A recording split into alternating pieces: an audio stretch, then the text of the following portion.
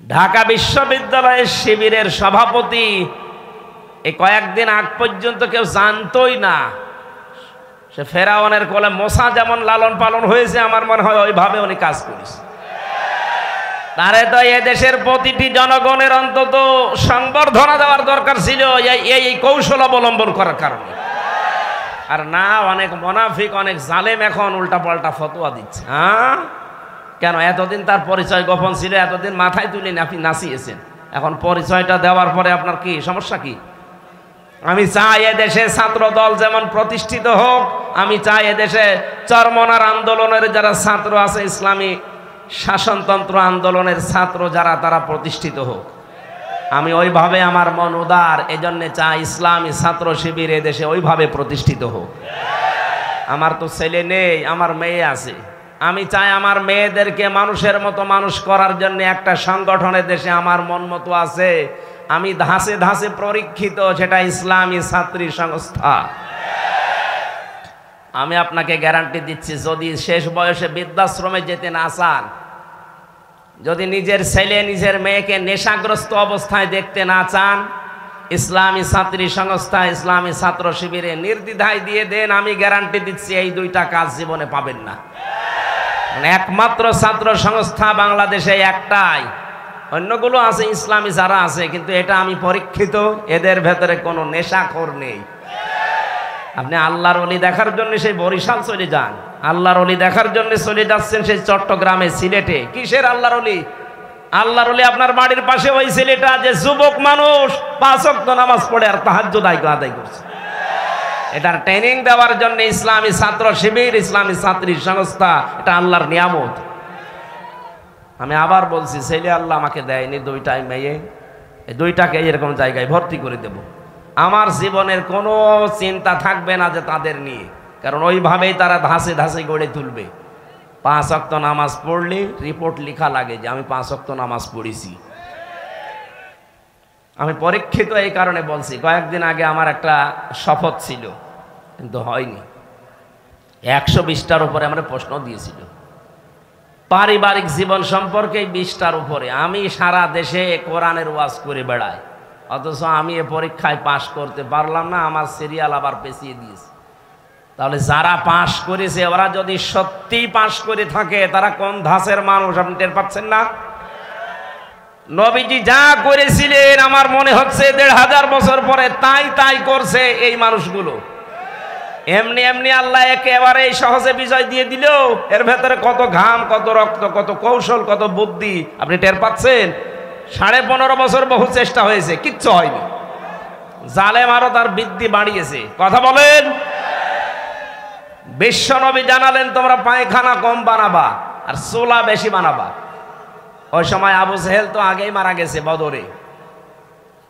মক্কা বিজয়ের সময় বেঁচে ছিল, কাফেরদের যে নেতৃত্বে ছিল এই লোকটার নাম আবু সুফিয়ান। খুব কৌশল বস্তু।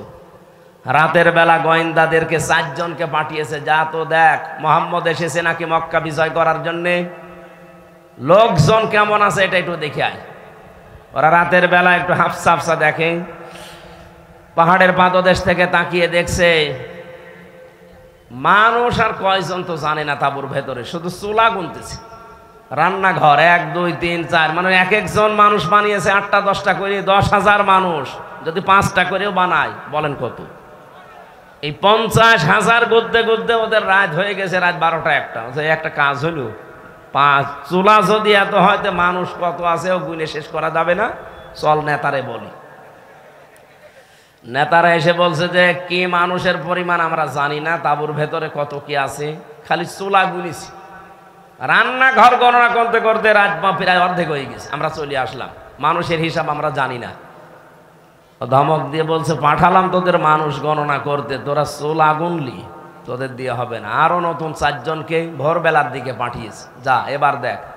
নবী যে জানিয়েছিলেন পায়খানা কম বানাবা, আর এ রাতে যেহেতু এ কাজে সবার যাওয়া লাগে, প্রাকৃতিক প্রয়োজন, এক একটা পায়খানার সামনে দাঁড়িয়ে আছে 200 500 700 করে।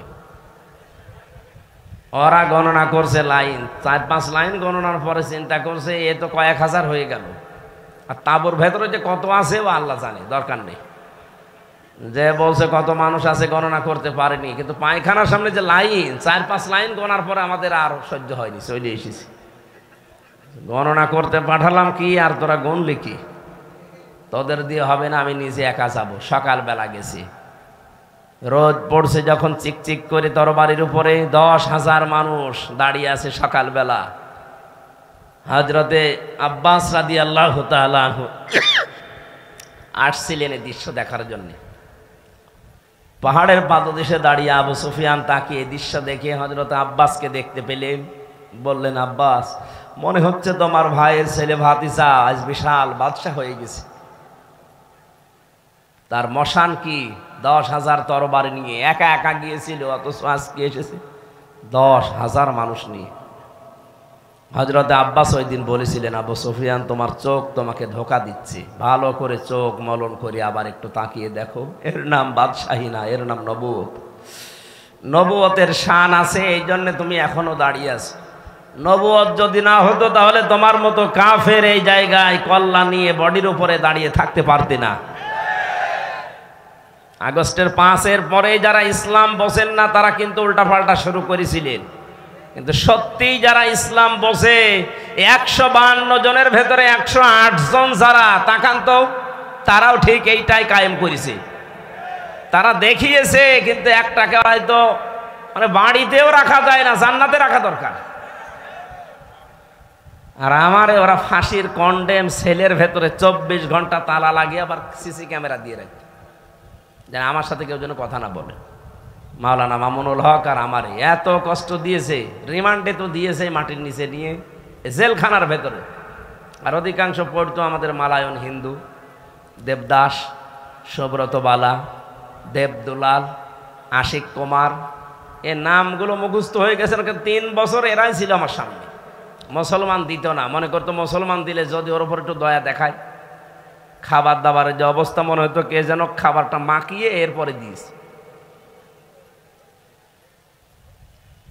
অথচ উনি নিজেও আমার সাথে 4 দিন ছিলেন, ডাক্তার শফিকুর রহমান।